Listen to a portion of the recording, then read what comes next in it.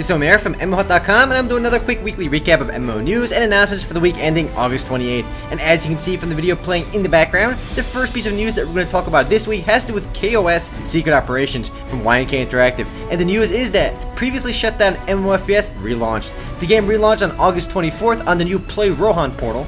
Since relaunching, the game has added new weapons, costumes, maps, and interface. K.O.S. will be joining Rohan Online, Seal Online, and Hellgate on the new Play Rohan portal. Now, I'm not even sure what KOS Secret Operations stands for. The KOS could be kill on site. I don't know. Anyway, guys, next bit of news comes from Face of Mankind. The news over here is that the game is actually being picked up by a new development team, Nexion Technologies. And for those that haven't heard of Face of Mankind, it's a very community, player-driven MMORPG, very different sci-fi themed game than all the other games out there, but it's very hard to pick up and learn. Anyway, guys, Nexion Technologies already released a bunch of updates for the mostly community-related though, because the game's official website got an overhaul along with the forums. Up next, guys, on August 23rd, 2011, Area Games came out and released a new server for Grand Fantasia, as well as launched World PvP in the game. Players who compete in World PvP can earn PK Fame points, which are exchangeable for PvP rewards. A new player dungeon has also been added to the game, which features over 30 floors. Also including the update, guys, the level cap has been raised to level 85, and a new Looking for Party and Auto Party system has been added. And for those that didn't know, Grand Fantasia is a 3D anime-inspired MMORPG developed by the same company behind Eden Eternal, one of the older games actually by that company.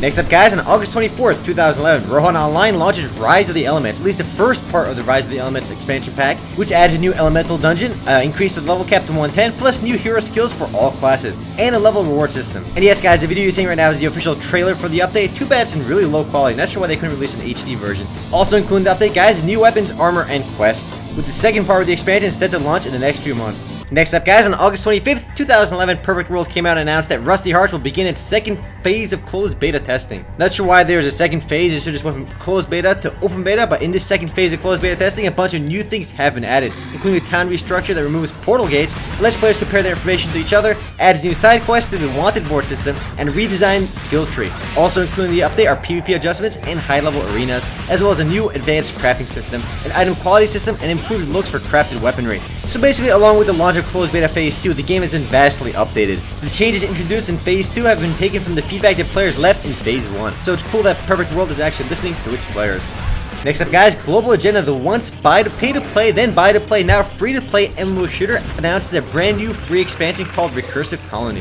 And unlike some of the other content in Global Agenda, this actual expansion pack is free for all players. The expansion adds new instance content for PvE and PvP, and the new open zone, daily quests, new missions, new PvP maps, revised intro missions, cross-instance chats, along with new enemy bots, dies, flare, trails, pets, and more. Up next, guys, on August 26, 2011, Microvolts adds Arm Race, which is actually the latest expansion for the game. Not really an expansion, but rather the latest patch. It adds a new map and a new game mode, as well as new gear to the game. The game's new mode is called Arms Race, as you guys probably guessed, and it involves both teams rushing to master all 20 weapons in the game before the other team, apparently, as it just said in the video. And if you haven't heard of Microvolts, it's a cartoony third-person MMO shooter. Up next, guys, a very small update for Battlefield Heroes. Not really an update to the actual game, but the news is that basically Big Point will also be publishing Battlefield Heroes, and I'm pretty sure they're going to be sharing the same server. It's just that Big Point is actually a pretty big browser-based company, and they have a lot of browser-based MMOs, and they'll be promoting Battlefield Heroes. I guess that was kind of worth mentioning. Basically, you can use your Big Point account to access the game now.